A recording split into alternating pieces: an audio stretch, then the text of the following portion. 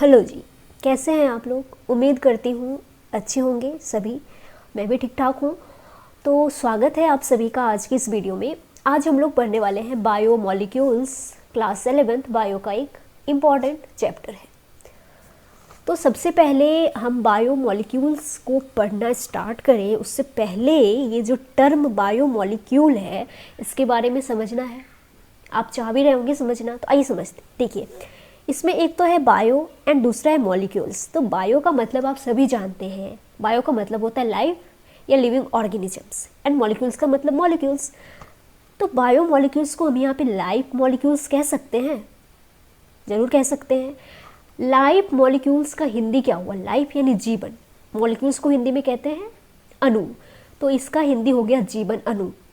Bio molecules का मतलब हो गया लाइफ मॉलिक्यूल्स, यानी ये वो मॉलिक्यूल हैं बच्चों जिनके बगैर जीवन लाइफ संभव ही नहीं है। यही वो मॉलिक्यूल हैं जो जीवन लाइफ को संभव बनाते हैं। तो बायो मॉलिक्यूल्स यानी कि लाइफ मॉलिक्यूल्स जो लाइफ को जीवन को संभव बनाते हैं।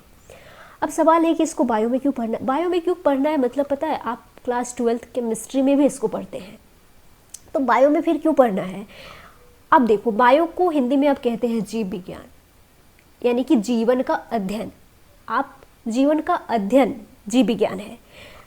तो अब आप जीवन का अध्ययन करने वाले हैं, उससे पहले आपको ये तो मालूम होना ही चाहिए ना कि जिस मॉलिक्यूल की वजह से जीवन संभव हुआ है उसके बारे में भी तो हमें जानना चाहिए। तो इसीलिए हमें इसको पढ़ना है बायो में भी, तो हम पढ़ेंगे और अच्छे से समझेंगे। तो सबसे पहले हमने समझा कि बायो मॉलिक्यूल्स जो टर्म है उसका मतलब क्या है। अब हम इसको सबसे पहले डिफाइन करेंगे कि जो बायो मॉलिक्यूल्स हैं उसका क्या डेफिनेशन है। तो देखिए, एनसीईआरटी में लिखा है, एक मिनट,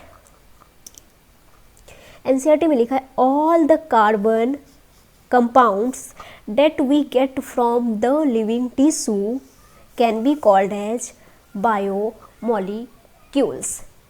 इसका मतलब क्या हुआ, किसी भी लिविंग टिश्यू में जितने भी कार्बन कंपाउंड हैं, ऑर्गेनिक कंपाउंड हैं, उन्हें हम क्या कहते हैं, बायोमोलिक्यूल्स कहते हैं। क्लियर है यहाँ तक।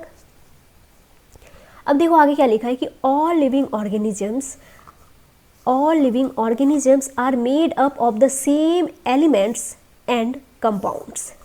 कि देखो, जितने भी लिविंग ऑर्गेनिजम्स हैं, चाहे हम हो या कोई दूसरा जानवर हो या कोई प्लांट हो, बैक्टीरिया हो, जितने भी लिविंग ऑर्गेनिजम्स हैं उनमें एक ही जैसे एलिमेंट्स एंड कंपाउंड्स होते हैं।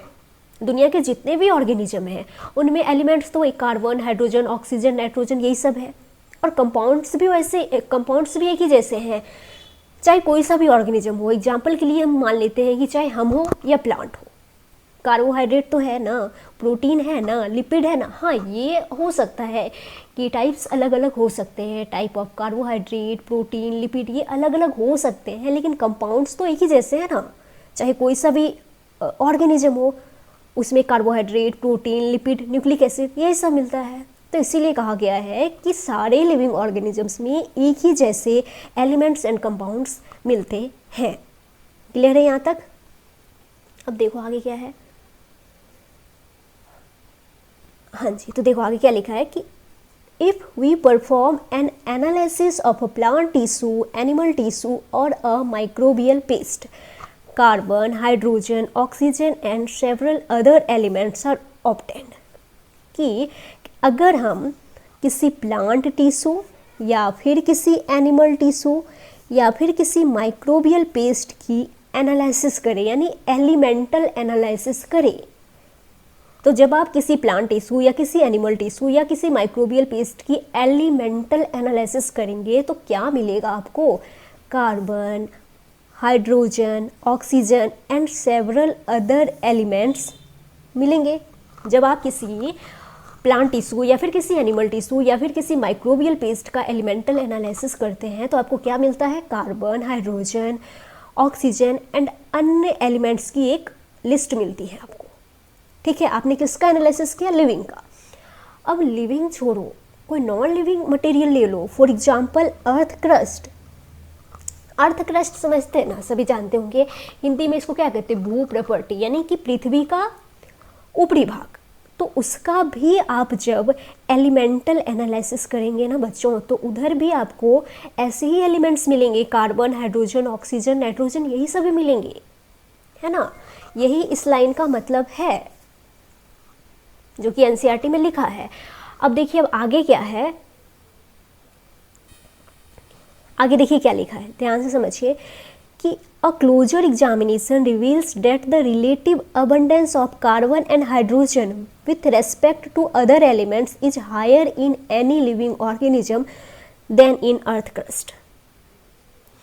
कि जब आप क्लोज एग्जामिनेशन करते अगर मैं शुद्ध हिंदी बोलूँ तो इसका मतलब होता है गहन विश्लेषण करते हैं, सूक्ष्म परीक्षण करते, अच्छे से चेक करते, क्लोज एग्जामिनेशन करते हैं, तो आपको पता चलता है कि कार्बन और हाइड्रोजन का जो अमाउंट है, यानी मात्रा, क्वांटिटी, कार्बन और हाइड्रोजन का जो अमाउंट है, मात्रा है, क्वांटिटी है, अन्य एलिमेंट्स के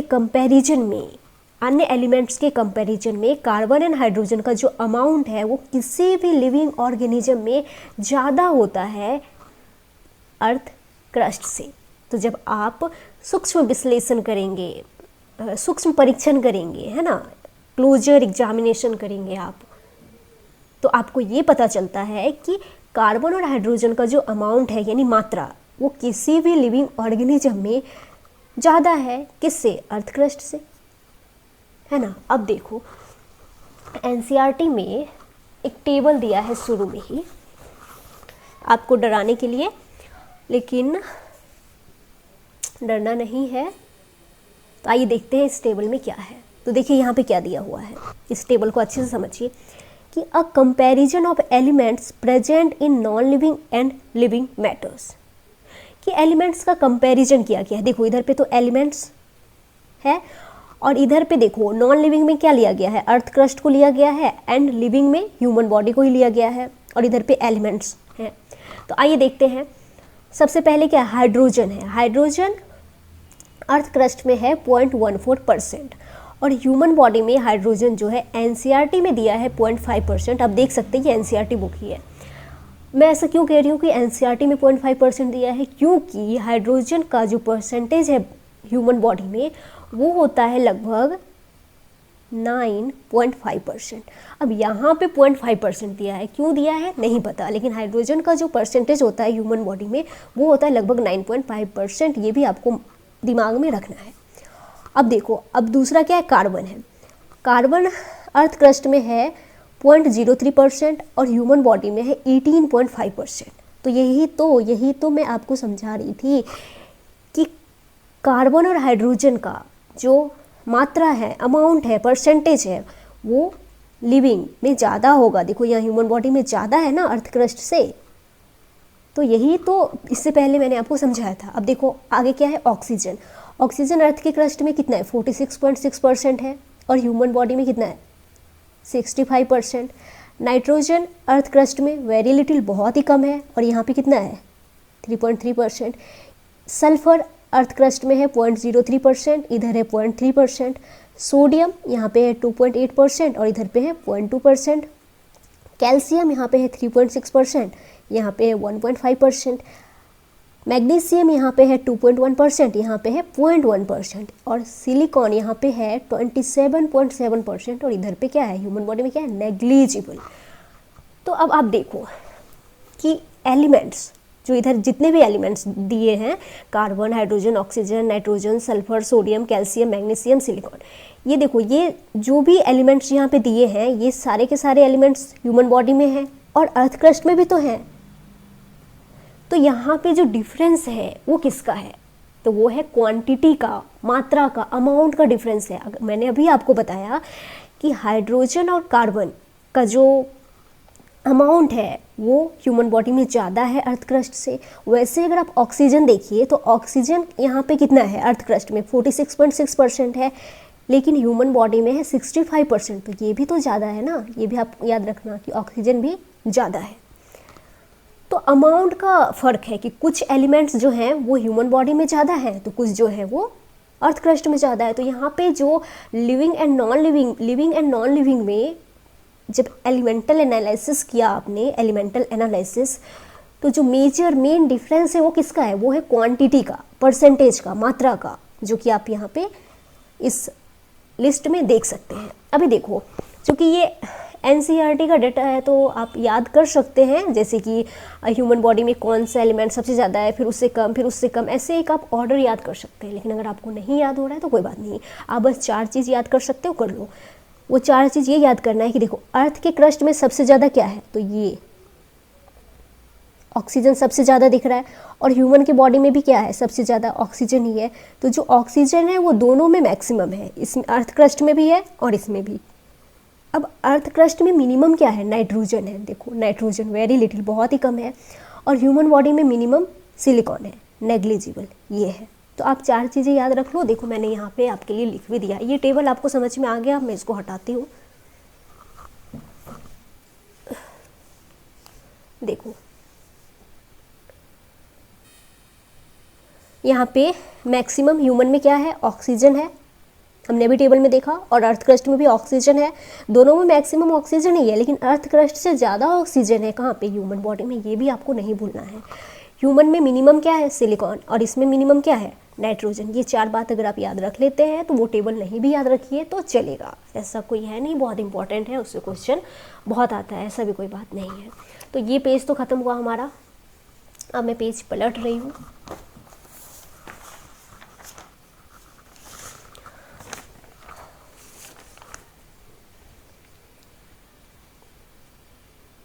हाँ जी, तो देखो अब हमें जो आगे पढ़ना है वो है कि केमिकल एनालिसिस ऑफ बायोमोलिक्यूल्स, कि किसी लिविंग टिश्यू में कौन कौन से बायोमोलिक्यूल्स हैं वो हमें चेक करना है, एनालिसिस करना है। तो कैसे करेंगे, तो आइए करते हैं। तो देखिए क्या लिखा है, देखिए क्या लिखा है, टेक अ लिविंग टिश्यू। आपको सबसे पहले तो क्या करना होगा, इसके लिए एक लिविंग टिश्यू का सैंपल लेना होगा। अब आप जो लिविंग टिश्यू का सैंपल ले रहे हो वो प्लांट टिश्यू भी हो सकता है, एनिमल टिश्यू भी हो सकता है। अगर आपको प्लांट टिश्यू लेना है तो आप कोई वेजिटेबल ले लो, सब्जी, जैसे कि गाजर का टुकड़ा या कोई भी सब्जी आप ले सकते हैं। या फिर किन्हीं को लगता है कि नहीं भाई हमें तो एनिमल टिश्यू लेना है, तो आप ले सकते हैं एनिमल टिश्यू भी, जैसे कि लीवर का टुकड़ा ले लीजिए। अब है कि लीवर लाए कहाँ से। अब ऐसा तो है नहीं आप किसी के पास जाएंगे या कहेंगे थोड़ा सा लीवर दीजिए और वो आपको लीवर दे देगा, ऐसा तो नहीं। आप जिससे भी लीवर मांगेंगे वो आपको ला जूता ही देगा, लीवर कौन देगा अपना। तो इंसान का लीवर नहीं लेना है। अगर आपको लीवर ही लेना है तो आप चूहे का ले लीजिए, पकड़िए किसी चूहा को और निकालिए उसका लीवर। तो कुल मिला के आपने एक लिविंग टिश्यू का सैंपल लेना है। उसके बाद देखो यहाँ पे क्या है, क्या लिखा, take a living tissue and grind it in trichloro acetic acid using a mortar and pestle. Line by line समझेंगे अच्छे से। सबसे पहले तो ये देखो, ये जो मॉर्टर एंड पेसल है ये क्या होता है, तो ये आप सभी ने देखा है। देखो कहाँ पे बनाऊँ, इधर पे बना देती हूँ छोटा सा, ऐसे किचन में होता है ना, ऐसे करके देखो, ऐसा नहीं होता है। मतलब चाय जब बनाती हैं मम्मी तो अदरक कूटने के लिए, ये इलायची कूटने के लिए, ऐसा होता है ना, मॉर्टर एंड पेसल, इसी को कहते हैं। तो आप एक मॉर्टर एंड पेसल लो और आपने जो भी लिविंग टिश्यू का सैंपल लिया है, मान लो आपने गाजर का टुकड़ा लिया है, तो आप उसको इसमें डालो और साथ में क्या डालना है, साथ में डालना है ट्राइक्लोरो एसिटिक एसिड। साथ में ट्राइक्लोरो एसिटिक एसिड डालना है और क्या करना है, इसको कूट के पीस के आपको एक क्या कह सकते चटनी बना लेना है ना। आप इसको कूट के एक पेस्ट तैयार करना है। तो अब आपको यहाँ पे आपने पेस्ट तैयार कर लिया। अब रुक जाओ, अब देखो आगे क्या लिखा है, पेस्ट तैयार करके रुको। अब देखो क्या लिखा है, thick slurry is obtained and strain this slurry through चीज क्लॉथ और कॉटन। कि थिक स्लरी का क्या मतलब है कि आपको एक थिक पेस्ट मिल गया है ना जब आपने इसको कूटा। तो अब आपको क्या करना है कि एक कॉटन का कपड़ा या फिर चीज क्लॉथ, ये भी वही होता है पतला सा कपड़ा, मतलब कुल मिला के आपको एक महीन पतला सा कपड़ा लेना है। तो मान लो ये रहा पतला सा कपड़ा। अब ये जो पेस्ट आपने तैयार करे, मान लो ये पेस्ट है, अब इस कपड़े में डालो इसको। अब इसमें डाला आपने, अब क्या करना है, आपको इसको कस के ऐसे निचोड़ना है, इस कपड़े को ऐसे निचोड़ना है। यही होता है स्ट्रेन करना, मतलब निचोड़ना, छानना। आप जब इस कपड़े को ऐसे निचोड़ेंगे, छानेंगे ना बच्चों, तो अब यहाँ पे क्या होगा कि जब आप इस कपड़े को निचोड़ोगे, छानोगे, तो आपको ना 2 फ्रैक्शन मिलेंगे। क्या मिलेंगे? 2 फ्रैक्शन मिलेंगे। एक फ्रैक्शन तो वो होगा जो इस कपड़े से फिल्टर होके छन के नीचे आ जाएगा, और दूसरा वो होगा जो ऊपर कपड़े में ही रह जाएगा। तो अब जो फिल्टर होके नीचे आ गया, इस कपड़े में से फिल्टर होके नीचे आ गया, उसे बोलो फिल्ट्रेट। क्या बोलेंगे उसे? फिल्ट्रेट। और जो ऊपर ही रह गया ना, कपड़े में ही रह गया, कपड़े पे ही रह गया, उसको बोलते हैं रेटेंटेट। तो अब जो फिल्टर होके नीचे आ गया उसे हमने क्या कहा? फिल्ट्रेट। अब ये फिल्टर होके नीचे क्यों आया? क्योंकि ये एसिड में सॉल्यूबल था। ये ट्राइक्लोरो एसिटिक एसिड में सॉल्यूबल है। मुझे तो जो फिल्टर होके नीचे आ गया वो एसिड में सॉल्यूबल था, तो फिल्टर होके नीचे आ गया, तो इसे कहो एसिड सॉल्यूबल पूल। ठीक है। अब कौन है जो एसिड में सॉल्यूबल है? कौन है जो एसिड में सॉल्यूबल है? कौन फिल्टर होके नीचे आ गया? तो देखो वही यहाँ पे लिखा है, माइक्रोमोलिक्यूल्स। माइक्रोमोलिक्यूल्स फिल्टर होके नीचे आ गए, ये एसिड में सॉल्यूबल है। अब है कि माइक्रोमोलिक्यूल्स क्या होते हैं भाई? तो एक मिनट, मेरा पेन कहाँ चला गया? हाँ जी, मिल गया पेन, मेरा पैनिक हो गया था। हाँ, तो माइक्रोमोलिक्यूल्स क्या होते हैं? देखिए, माइक्रो का मतलब ही होता है, माइक्रो का मतलब होता है स्मॉल। तो स्मॉल मॉलिक्यूल्स यानी छोटे साइज़ के मॉलिक्यूल्स। तो अब छोटे साइज़ के मॉलिक्यूल्स मतलब कि जो माइक्रो मॉलिक्यूल्स हैं उनका जो मॉलिकुलर वेट होता है ना, वो होता है लेस देन, ये एस है, एस, लेस देन 1000 डाल्टन्स। इनका मॉलिकुलर वेट 1000 डाल्टन से कम होता है। और आपकी एनसीईआरटी लिखती है कि जो माइक्रो मॉलिक्यूल्स हैं इनका जो मॉलिकुलर वेट है वो 18 से 800 डाल्टन के रेंज में होता है। मतलब कुल मिला के 1000 से कम ही है ना, तो इनका जो मॉलिकुलर वेट है वो 1000 डाल्टन से कम होता है। तो जो माइक्रो मॉलिक्यूल्स हैं वो कहाँ पे मिलेंगे? एसिड सॉल्युबल पूल में, याद रखना है। इसके एग्जांपल्स भी आप देख सकते हैं, यहाँ पे लिख रखे हैं मैंने। इसके एग्जांपल्स हो गए monosaccharides, amino acids, nitrogenous basis, nucleotides. तो ये क्या है? ये है माइक्रो मॉलिक्यूल्स, और ये कहाँ मिलेंगे? एसिड सॉल्युबल पूल में। ये फिल्टर होके नीचे आ गए। अब देखो, अब आते हैं रेटेंटेट पे। तो ये जो है ये तो ऊपर ही रह गए, कपड़े में ही रह गए, है ना। अब ये ऊपर कपड़े में क्यों रह गए भाई? इनकी क्या समस्या है? इनकी समस्या ये है कि ये एसिड में इनसॉल्युबल है, तो इसे क्या हो? Acid insoluble pool. ये एसिड में इनसॉल्युबल है। और एसिड में इनसॉल्युबल कौन है? Macro molecules. मैक्रो मॉलिक्यूल्स मतलब, मैक्रो का मतलब ही होता है लार्ज, बड़े साइज के मॉलिक्यूल्स। बड़े साइज के मॉलिक्यूल्स मतलब देखो, इनका जो मॉलिकुलर वेट है वो 1000 डाल्टन से कम है, तो इनका तो ज़्यादा ही होगा 1000 से। एनसीईआरटी लिखती है कि जो मैक्रो मॉलिक्यूल्स होते हैं उनका जो मॉलिकुलर वेट होता है वो होता है 10,000 डाल्टन एंड एबव।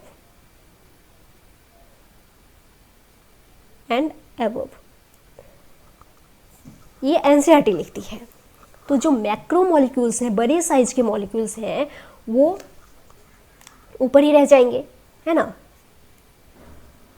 अब इसका एग्जाम्पल क्या क्या है तो देख लीजिए, polysaccharides, protein, nucleic acids, polymer मिलेंगे इधर पे, तो है ना। तो हमने देखा कि फिल्ट्रेट क्या है, रेटेंटेट क्या है। माइक्रो मॉलिक्यूल्स कहाँ पे मिलेंगे? एसिड सॉल्युबल पूल में। और जो मैक्रो मॉलिक्यूल्स हैं वो कहाँ पे मिलेंगे? एसिड इनसॉल्युबल पूल में। अब आप देखो बच्चों, यहाँ पे ये लिपिड भाई साहब तो कहीं दिख ही नहीं रहे हैं। ये लिपिड भैया गए कहाँ? दोनों में नहीं है। तो ये लिपिड भैया के साथ है एक स्पेशल प्रॉब्लम। एक्चुअली जो लिपिड्स होते हैं ना, ये हैं माइक्रो मॉलिक्यूल्स, लेकिन ये मिलते एसिड इनसॉल्युबल पूल में है। अब इतना सुनते ही बच्चा भड़क जाता है, कहता अभी आपने कहा कि जो एसिड इनसॉल्युबल पूल में जो मिलते हैं वो मैक्रो मॉलिक्यूल्स हैं, और जो माइक्रो मॉलिक्यूल्स हैं वो तो फिल्टर होके नीचे आ गए एसिड सॉल्युबल पूल में। अब आप कह रहे हो कि लिपिड माइक्रोमोलिक्यूल है और मिलता है एसिड इनसॉल्युबल पूल में। तो देखो बच्चों, ये सच है कि जो माइक्रोमोलिक्यूल्स हैं वो एसिड सॉल्युबल पूल में मिलते हैं और जो मैक्रोमोलिक्यूल्स हैं वो एसिड इनसॉल्युबल पूल में मिलते हैं। लेकिन लिपिड एक एक्सेप्शन है। लिपिड है माइक्रोमोलिक्यूल ही और हमें इसे कहना भी है माइक्रोमोलिक्यूल। मैं ऐसा क्यों कह रही हूँ कि लिपिड का जो मॉलिक्यूलर वेट है ना, एनसीईआरटी लिखती है डू नॉट एक्सीड 800 डाल्टन, कि इनका जो मॉलिक्यूलर वेट है वो 800 डाल्टन से ज़्यादा है ही नहीं। और अभी तो हमने पढ़ा, ये देखो कि जिनका भी मॉलिक्यूलर वेट 1000 डाल्टन से कम होगा तो वो है माइक्रोमोलिक्यूल्स। तो इनका तो 800 से ज़्यादा है ही नहीं, तो 1000 से तो कम ही है ना। तो ये है माइक्रोमोलिक्यूल्स और हमें इन्हें कहना भी है माइक्रोमोलिक्यूल ही। बट ये मिलते एसिड इनसॉल्युबल पूल में हैं। क्यों मिलते हैं? तो देखो भाई, जब आप उस टिश्यू को कूट रहे थे, टिश्यू में सेल्स हैं, है ना। सेल में मेम्ब्रेन है और मेम्ब्रेन है ना सेल में, जैसे सेल मेम्ब्रेन है, सेल ऑर्गेनल की मेम्ब्रेन है। तो जब आप ध्यान से समझिए, जब आप टिश्यू को कूट रहे थे, टिश्यू में तो सेल्स हैं और सेल में क्या है? मेम्ब्रेन है, सेल मेम्ब्रेन है, सेल ऑर्गेनल की मेम्ब्रेन है और मेम्ब्रेन में लिपिड है। तो जैसे मान लो ये एक मेम्ब्रेन है, आप जब टिश्यू को कूट रहे थे, खट खट खट खट खट खट खट खट करके कूट रहे थे टिश्यू को, चटनी बना रहे थे जब आप, तो इस मेम्ब्रेन के तो टुकड़े हो गए, ऐसे देखो, ऐसे इसके तो टुकड़े हो गए, फ्रेगमेंट्स हो गए। और ये जो फ्रेगमेंट्स हैं मेम्ब्रेन के, इसमें लिपिड है ना। ये तो मेम्ब्रेन के ही फ्रेगमेंट है ना, तो इसमें तो लिपिड है। अब ये जो फ्रेगमेंट्स हैं जिसमें लिपिड है, ये क्या करते हैं? ऐसे फोल्ड होके ऐसे छोटे छोटे वेसाइकल्स बना लेते, पॉकेट जैसे वेसाइकल्स। और ये सारे के सारे एसिड इनसॉल्युबल हैं, इसीलिए ये ऊपर ही फंस गए बेचारे। देखो, जो भी एसिड सॉल्युबल था वो तो नीचे आ गया फिल्टर होके, और जो एसिड इनसॉल्युबल था वो ऊपर फंस गया। तो जो लिपिड है वो है माइक्रोमोलिक्यूल, लेकिन वो मिल रहा है एसिड इनसॉल्युबल पूल में। क्यों मिल रहा है उसका रीजन हमने समझा कि ये जो है ये वेसाइकल्स बना देते हैं, और ये वेसाइकल्स ये लिपिड एसिड में इनसॉल्युबल है। इसी की वजह से जो लिपिड भैया हैं ऊपर ही फंस गए। ये आप याद रखना है आपको, ठीक है। अब देखते हैं आगे क्या पढ़ना है। देखो, ये जो हमने भी पढ़ा, ये तो ऑर्गेनिक कंपाउंड का एनालिसिस किया हमने, है ना। अब मान लो कि हमें किसी इनऑर्गेनिक का पता करना है, कि जैसे कि सेल में सिर्फ ऑर्गेनिक चीज़ें थोड़ी है, इनऑर्गेनिक चीज़ें भी तो है। तो मान लो हमें पता करना है किसी लीफ में, किसी पत्ती में कौन कौन सी इनऑर्गेनिक चीज़ें हैं, तो वो हम कैसे पता करेंगे? उसके लिए भी आइए देखते हैं कैसे पता करेंगे। तो यहाँ पे देखिए, इस पेज में हम देखते हैं कैसे पता करेंगे। तो सबसे पहले यहाँ पे खाली जगह है, यहाँ पे मैं आपको समझा देती हूँ। तो सबसे पहले देखिए, मान लीजिए किसी पत्ती में मुझे पता करना है कि इसमें कौन कौन सी इनऑर्गेनिक चीज़ें हैं, तो मैं कैसे पता करूँगी? सबसे पहले आपको क्या करना है कि उस पत्ती को तोड़ना है ना, लिविंग टिश्यू लेना है। कुल मिला के यहाँ पे भी लिविंग टिश्यू, जैसे कि हमने यहाँ पे क्या लिया, लीफ लिया, तो आपने पत्ती तोड़ा। अब क्या करो, इस पत्ती को सुखा दो, ड्राई कर देंगे, सुखा देंगे। जब इसको हम सुखा देंगे तो ऐसे बेचारी मुरझाई हुई सी, ऐसे मान लो ये पत्ती, ये सोचो बेकार सा मैंने बनाया, मतलब आप सोच लो पत्ती ही है ना, मुरझाई हुई पत्ती, ये पत्ती मुरझा गई, है ना। तो अभी इसको कहते हैं, इसका ड्राई वेट, ड्राई वेट कहते हैं। अभी देखो, ये जो यहाँ पे इसको कहते हैं इसका फ्रेश वेट, फ्रेश वेट, और ये हो गया इसका ड्राई वेट। यहाँ पे ये जो फ्रेश वेट है, यहाँ पे आपको क्या क्या मिलेगा? जब आपने पत्ती तोड़ा था, जब नहीं सुखाया था, तब वाटर, पानी मिलेंगे, है ना, ऑर्गेनिक एंड इनऑर्गेनिक दोनों मिलेंगे। और जब भी आपने इसको सुखाया तो पानी तो सारा उड़ गए, जल सारे जो है वो उड़ गए, पानी उड़ गया। हाँ जी, तो जब आपने वाटर सारे पानी जो है इसके उड़ा दिए तो इसको कहेंगे अब इसका ड्राई वेट, है ना। इसमें पानी आपने निकाल दिए सब, तो अब इसमें ऑर्गेनिक कंपाउंड होंगे एंड इनऑर्गेनिक भी होंगे। तो ऑर्गेनिक का तो हमने एनालिसिस कर लिया, वो ट्राइक्लोरोएसिटिक एसिड से कूट उड़ के जो भी करा हमने कर लिया। अभी हमें पता करना है कि यहाँ पे कौन कौन से इनऑर्गेनिक चीज़ें हैं। तो अब क्या करेंगे हम इसको जला देंगे, पूरी तरीके से जला देंगे फुल्ली। जब आप इसको पूरी तरीके से जला देंगे तो कंबसन के बाद क्या होगा कि यहाँ पे जो भी ऑर्गेनिक कंपाउंड्स होंगे वो सभी CO2 एंड H2O के फॉर्म में निकल जाएंगे, अलग हो जाएंगे, और पीछे जो बच जाएगी वो बचेगी राख। ये देखो यहाँ पे मैंने ये राख, सोच लो ये राख है। अब राख को ही अंग्रेजी में बड़ा एक फैंसी सा नाम देते हैं ना, एस, राख को ही कह देते हैं एस, ठीक है। तो अब आप इस एस की जब एनालिसिस करेंगे तब आपको पता चलेगा कि इसमें कौन कौन से इनऑर्गेनिक चीज़ें हैं। जैसे कि इस एस में इनऑर्गेनिक एलिमेंट्स जैसे कि कैल्शियम, मैग्नीशियम एक्सेट्रा मिलते हैं। तो ये था एस एनालिसिस। इनऑर्गेनिक के लिए करते हैं एस एनालिसिस, तो यही है बच्चों एस एनालिसिस जो हमने अभी समझा। अभी देखो एनसीईआरटी में बच्चों इसके लिए भी एक टेबल दिया है, बहुत ज़्यादा इम्पॉर्टेंट ये नहीं है बट फिर भी आप एक बार देख लेना। क्या है, a list of representative inorganic constituents of living tissue, है ना, कि लिविंग टिश्यू में क्या क्या जो है वो इनऑर्गेनिक है। तो देखो यहाँ पे तो क्या दिया है, सोडियम आयन के फॉर्म में है ना, पोटेशियम ये भी आयन के फॉर्म में है, calcium ion, magnesium ion and water भी क्या है, इनऑर्गेनिक है। और कुछ कंपाउंड्स के फॉर्म में भी होते हैं जैसे NaCl, calcium carbonate, phosphate, sulphate, ये सब है। ये बहुत ज़्यादा इंपॉर्टेंट नहीं है बट आप एक बार देख लेना। तो ये जो है इनऑर्गेनिक के बारे में दिया हुआ है। तो अब इसको हटाओ, अभी हम क्या पढ़ेंगे। हाँ जी, देखो अब मैं आपको एनसीईआरटी में दिखाने वाली हूँ। हाँ देखो, यहाँ पे देखो आप, यहाँ पे क्या दिया है, एवरेज कॉम्पोजिशन ऑफ सेल्स। इसको यहाँ पे ना वो सीक्वेंस में नहीं दिया है, मैंने आपके लिए सीक्वेंस बनाया है। तो देखो मैंने खुद से यहाँ पे आपके लिए लिखा है और मैं इसको हटा देती हूँ एनसीईआरटी को, और मैं आपको ट्रिक से इसको याद कराऊंगी क्योंकि ये तो बहुत इम्पोर्टेंट है, ये तो याद करना ही पड़ेगा। तो देखो क्या है, वही एवरेज कॉम्पोजिशन ऑफ सेल्स। देखिए सेल में सबसे ज़्यादा क्या है, वाटर है 70 to 90%, याद रखना। उससे कम क्या है, प्रोटीन 10 से 15%। उससे कम क्या है, न्यूक्लिक एसिड 5 से 7%। उससे कम कार्बोहाइड्रेट 3%। उससे कम लिपिड 2% और उससे कम आयंस 1%। अभी देखो जो वाटर है वो इनऑर्गेनिक है, protein, nucleic acid, carbohydrate, lipids ये सभी ऑर्गेनिक है, ये सभी ऑर्गेनिक है, और आयंस भी इनऑर्गेनिक है। अभी मैंने यहाँ पे ये ऑर्गेनिक इनऑर्गेनिक ऐसा कुछ भी एनसीईआरटी में नहीं लिखा है, मैंने आपको दिखाया, वहाँ पे तो सीक्वेंस में भी नहीं दिया है, मैंने आपके लिए सीक्वेंस में इसको किया है।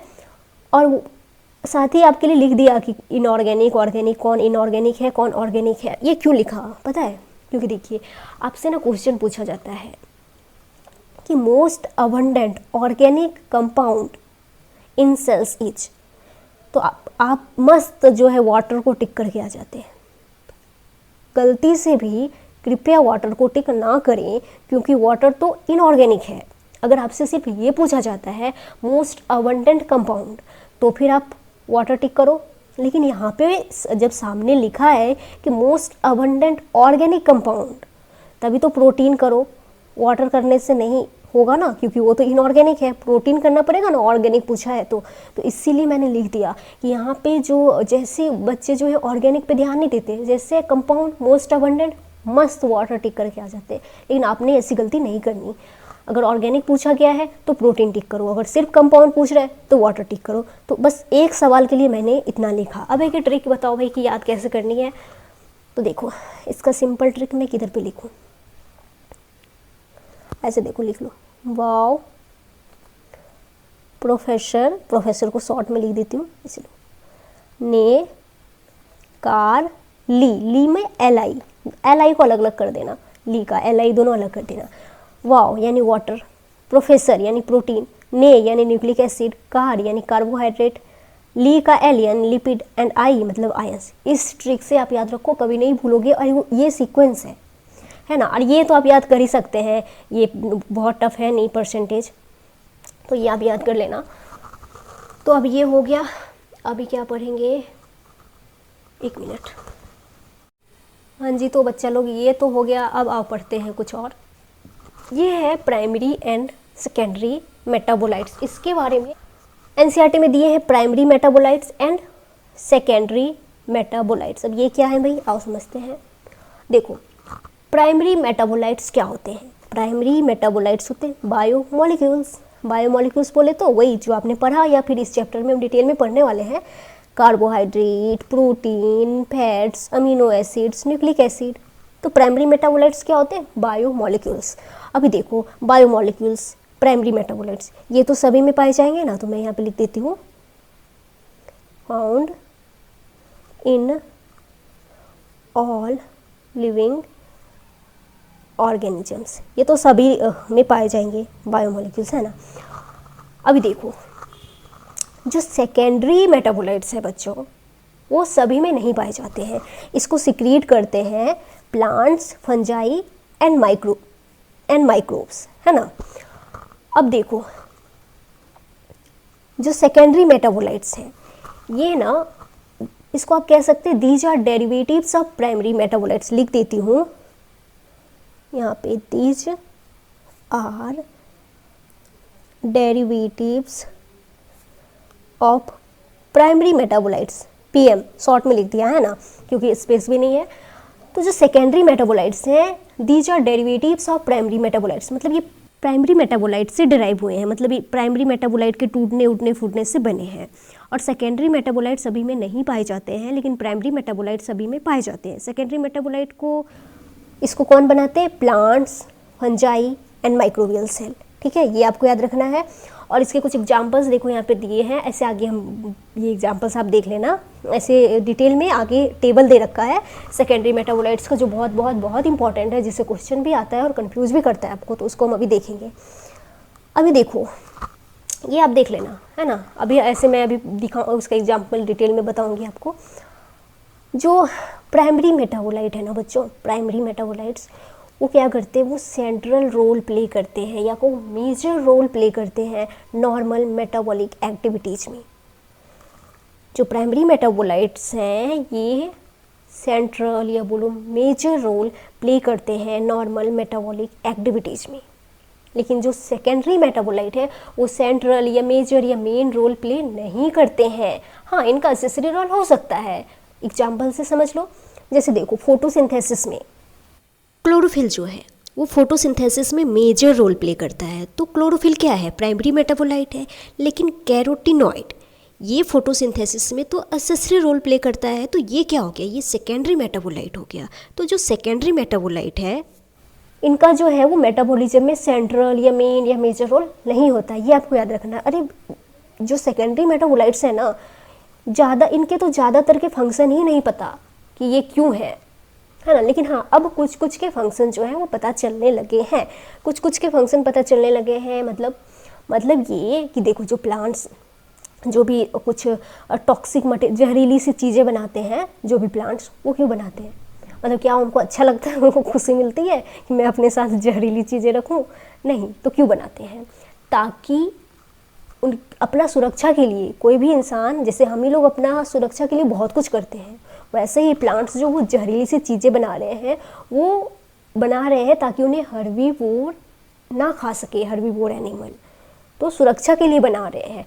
और वो जो कलर्स बनाते हैं, कलर्स वो क्यों बनाते हैं, टू अट्रैक्ट पॉलिनेटर्स। तो सबके तो काम नहीं पता, लेकिन कुछ कुछ जो है वो काम पता चलने लगे हैं। देखिए यहाँ पे मैंने लिख रखा है फंक्शंस नॉट एग्जैक्टली नो, नहीं पता भाई ये क्या करते हैं, सबके नहीं पता, थोड़े थोड़े पता है। But some have defence role against herbivory and in attracting pollinators, यही मैंने आपको समझाया। अभी देखो कुछ तो सेकेंडरी मेटाबोलाइट्स ऐसे हैं जो मानव कल्याण के लिए उपयोगी हैं, जैसे रबर, एंटीबायोटिक्स, सैंड्स, स्पाइसेस, ये सभी मानव कल्याण के लिए भी उपयोगी हैं।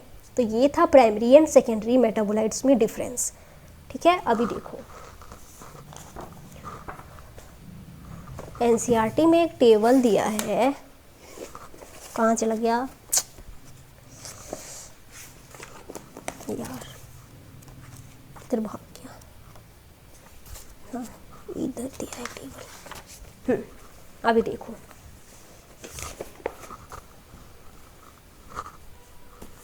हाँ ये वाला टेबल देखो दिया है ना, सम सेकेंडरी मेटाबोलाइट्स, ये बहुत इंपॉर्टेंट है, इस पे इससे अक्सर क्वेश्चन पूछ लिया जाता है। देखो पहले दिया है पिगमेंट्स एंड एंथोसाइनिन, है ना, क्लोरोफिल प्राइमरी मेटाबोलाइट है, ये आपको याद रखना है। और दूसरा है अल्केलॉइड्स, इसमें एग्जाम्पल दिया एनसीईआरटी ने मॉर्फिन एंड कॉडेन। ये जो मॉर्फिन है ना बच्चों, morphine is a very strong pain killer. Surgery होने के बाद पेशेंट को मॉर्फिन इंजेक्शन दिया जाता है दर्द को कम करने के लिए, ठीक है ना, ये आपको याद रखना है। और यहाँ पे ये जो कोडेन है, कोडेन ये पता है कफ सिरप का कंपोनेंट है, खांसी का दवाई, जो खांसी की दवाई में ये मिलता है। तो अभी बताओ कि क्या प्लांट्स को खांसी हो रही है क्या? नहीं, तो क्यों बना रहे नहीं पता, लेकिन हमारे काम का है ये पता है। ठीक है, अभी देखो अगली जो कैटेगरी है वो है टर्पिनॉइड्स, इसमें एग्जांपल दिए हैं मोनोटर्पिन्स, डाइटर्पिन्स। ठीक है, एसेंशियल ऑयल्स, इसमें एनसीईआरटी ने एक एग्जांपल दिया है लेमन ग्रास ऑयल, ये आपको याद रखना है।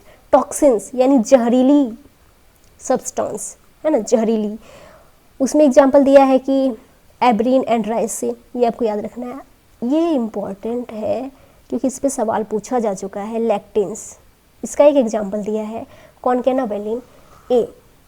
अच्छा, ये लैक्टिन्स होते क्या हैं? ऐसे प्रोटीन जो कार्बोहाइड्रेट से जुड़ जाए। क्या? ऐसे प्रोटीन जो कार्बोहाइड्रेट से जुड़ जाए। तो यहाँ पे आप चाहो तो लिख सकते हो, मेरे पास तो उतना स्पेस ही नहीं है, कि कार्बोहाइड्रेट बाइंडिंग प्रोटीन। नहीं लिखना तो थोड़ा याद रखिएगा। अभी अगला है ड्रग्स। ड्रग्स मतलब मेडिसिन। मेडिसिन में दिया है विनब्लास्टिन, ये एक्चुअली एंटी कैंसर ड्रग है, इसका जो इस्तेमाल है वो कैंसर के ट्रीटमेंट में किया जाता है। और दूसरा है करक्यूमिन। करक्यूमिन हल्दी, मतलब हल्दी में होता है करक्यूमिन। मान लो कभी किसी को चोट वोट लग गई तो देते हैं ना, हल्दी वाली दूध देते हैं, या फिर सर्दी खांसी जुकाम हो जाता है भी तो लोग कहते हैं कि दूध हल्दी पियो। तो हल्दी से तो आप सभी वाकिफ़ हैं, है ना। तो हल्दी में क्या है? करक्यूमिन है, ये आप याद रखना। हल्दी में क्या है? करक्यूमिन है। और अगला जो है वो है पॉलीमेरिक सब्सटेंसेस, इसमें है रबर, गम्स एंड सेल्यूलोज। ठीक है, तो ये कुछ एग्जाम्पल्स हैं जो आपको याद करने हैं। आप बहुत ज़्यादा है भी नहीं, आप आराम से याद कर सकते हैं, तो ये आपको याद करने हैं। तो आज का ये लेक्चर मैं यहीं पे ख़त्म करती हूँ। आज हमने इंट्रोडक्शन पूरा पढ़ा, है ना। अब नेक्स्ट लेक्चर में क्या पढ़ेंगे? कार्बोहाइड्रेट स्टार्ट कर लेंगे। आज जो भी इंट्रोडक्शन पढ़ सकते थे हमने पढ़े। नहीं, रुको, एक पेज और है, रुको, एक पेज और है, ये वाली पेज, ये भी आपको पढ़ाना था, सॉरी। देखो ये एक्चुअली पढ़ा ही चुकी हूँ शायद, इसीलिए मैं भूल गई। देखो बायोमोलिक्यूल्स दो तरीके के हमने पढ़े, एक है माइक्रोमोलिक्यूल्स, पहला क्या है? माइक्रोमोलिक्यूल्स, और दूसरा जो है वो है मैक्रोमोलिक्यूल्स। अभी हमने पहले थोड़ी देर पहले पढ़ा कि जो मॉलिक्यूलर वेट है माइक्रोमोलिक्यूल्स का वो होता है 1000 डाल्टन से कम, और इनका 1000 डाल्टन से ज़्यादा होता है। और जो माइक्रोमोलिक्यूल यानी छोटे साइज़ के मॉलिक्यूल वो मिलते हैं एसिड सॉल्युबल पूल में, और जो बड़े साइज़ के मॉलिक्यूल हैं यानी मैक्रोमोलिक्यूल वो मिलते हैं एसिड इनसॉल्युबल पूल में। और ये इनके कुछ एग्जांपल्स दिए हैं जो आपको देख लेना एक बार, आपने ऑलरेडी से पढ़ लिया है। अब देखो एक इंपॉर्टेंट पॉइंट जो एनसीईआरटी में दिया है, समरी में दिया है, आपको मिल जाएगा, समरी में जाके देखना। वहाँ पे दिया है कि water is most abundant chemical in living organisms. ये भी आपको दिमाग में रखना है, ठीक है। तो अब भी जाके ख़त्म हुआ, हमने पूरा डिटेल में पढ़ा। कितना पेज? 1 2 3 एंड 4 पेज पढ़े हमने, और कुछ तो यहाँ पे टेबल वगैरह एनसीईआरटी से ही पढ़ा। तो आज का ये लेक्चर मैं यहीं पे ख़त्म करती हूँ, और नेक्स्ट लेक्चर में हम लोग इंट्रोडक्शन ख़त्म ही हो गया, अभी नेक्स्ट लेक्चर में कार्बोहाइड्रेट स्टार्ट कर देंगे और कार्बोहाइड्रेट पढ़ेंगे। तो आज के इस लेक्चर में यहीं तक, मिलते हैं फिर से एक नए वीडियो के साथ। तब तक के लिए अगर आपको समझ में आया, अच्छा लगा, तो लाइक शेयर सब्सक्राइब कीजिए और ऐसे ही हमारे साथ बने रहें। Thank you. जय हिंद।